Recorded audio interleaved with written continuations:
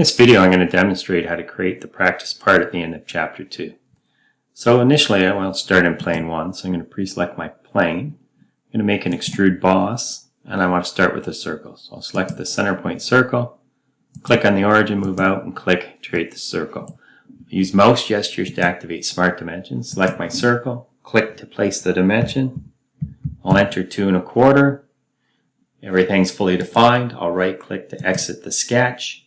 I'm going to make the extrusion 8 inches, but I need its direction reversed. So I'll flip the direction and I'll say OK. So next I want to work in plane 2. So I'm going to select plane 2, and again I'm going to make another extrusion, and I'm going to use a circle as well. So I'll select the circle center point, place the center point here on the origin, move out, click, create the circle, activate smart dimension with mouse gesture, select the circle, move out and click to place the dimension. It will be 1 3/4. It's fully defined. I'll right click and exit the sketch. This time my end condition is going to be up the surface. It's going the wrong way, so I'll flip it, and the surface will be this body, and I'll right click and accept that. So everything looks good so far.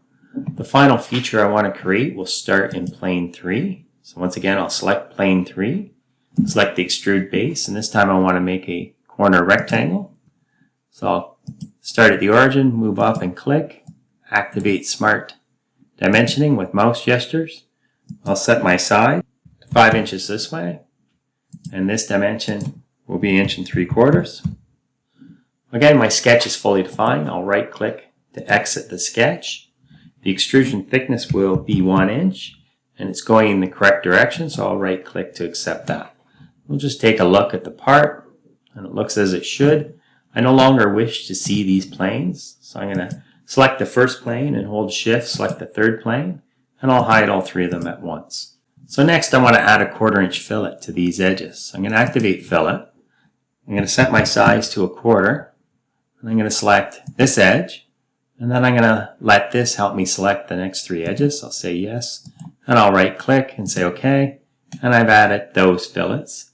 And now I want to put a fillet around this edge and this edge. This time I'm going to pre-select the edge, activate fillet. I'll set its size to 1/8. I'm happy with that. Then I'll come over to this edge, I'll right click on it, I'll tell it to select the tangency. It goes around, and I'll right click to accept that fillet. And my last step is to shell the part. So I'm going to come up here and select shell. I'll set my thickness to 80 thou, and we're just going to do a simple shell. And I want to remove material from this face, and this face. I'll right click to accept that. And my part looks good. I'll stop there and I'll save my work.